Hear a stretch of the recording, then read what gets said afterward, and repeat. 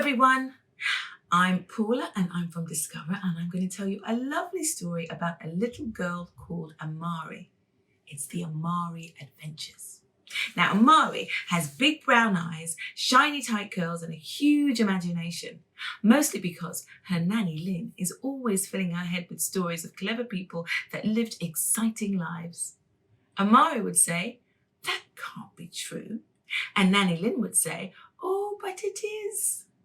Nanny Lin is very proud of Amari's expanding imagination and says it will enable her to do lots of great things. It was Thursday and Amari was sitting on the floor next to Nanny Lin's favourite armchair waiting for her.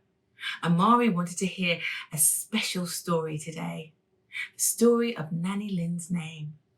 Amari's mother had told her it was the most special of all stories. Soon Nanny Lin was sitting comfortably in her armchair. Nanny Lin began.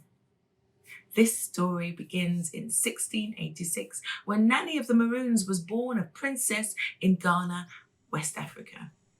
Princess Nanny often picked her favourite fruit with her friends after school. They had to travel through the bush and across the plains, and they would sing as they walked. Oh, Africa, oh, Africa, oh, Africa, home sweet home. One day, Princess Nanny was hunting for her favourite fruit, sisebe. Princess Nanny walked alone through the bush and over the plains. She walked for miles singing her song. Would you like to sing it with me? It goes, oh, Africa, oh, Africa, oh, Africa, home sweet home. Princess Nanny was captured by the British and held captive on a slave ship, shackled on the lower deck for many months with lots of other captives. That can't be true, said Amari. Oh, but it is, said Nanny Lin. Princess Nanny was frightened and missed her family. She didn't realise she was on her way to the island of Jamaica, thousands of miles away from her home. Princess Nanny was being taken there to work very hard, all day, every day.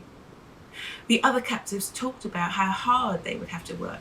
Princess Nanny was frightened and upset to be away from her family. She decided she would do whatever it took to get back to her family.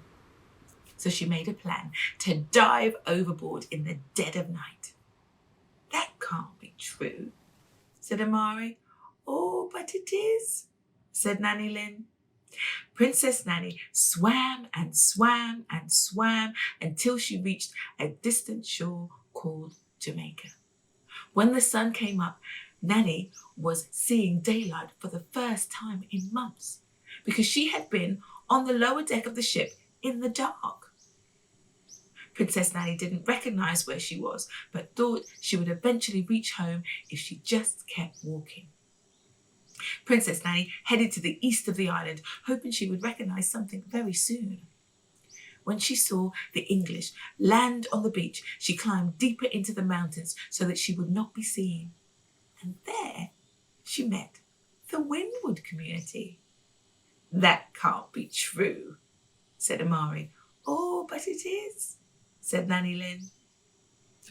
They sang together.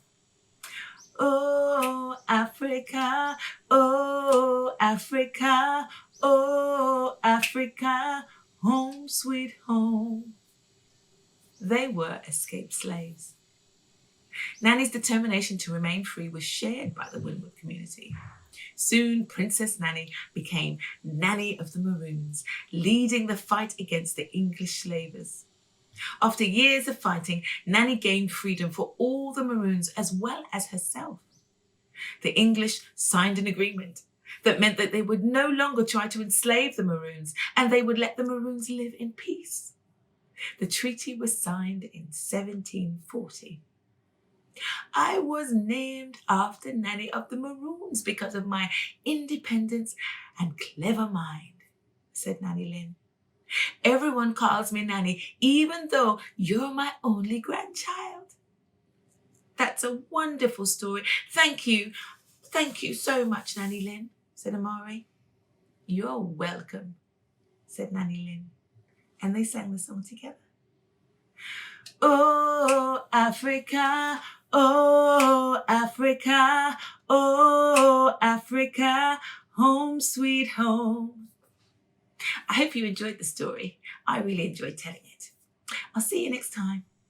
Bye, everyone.